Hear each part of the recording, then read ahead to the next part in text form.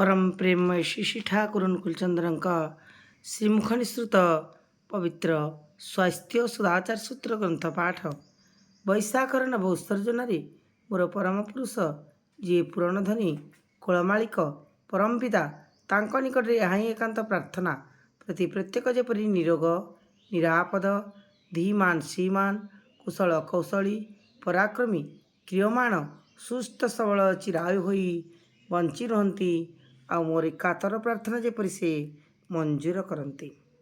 स्वास्थ्य और सदाचार सूत्र अस्तित्वर शिष्ट नीति ही हेउची विधातार विधि ही हेउची परस्पर सहित सुसंबंध होई सार्थक शुभ संगतिशील तात्पर्य अस्तित्वर शिष्ट निदेश विच्छिन्नतार व्यतिक्रम को विताड़ित करी शौर्य पराक्रम मृत्यु को अतिक्रम करी जीवनीय अधिष्ठित चलतशील रहिबा दुनिया रे ताहा जेते बेसी होई उठिबो जीवन समृद्धि मध्य सेहीपरि सुदूर प्रसारी होई चालुथुबो।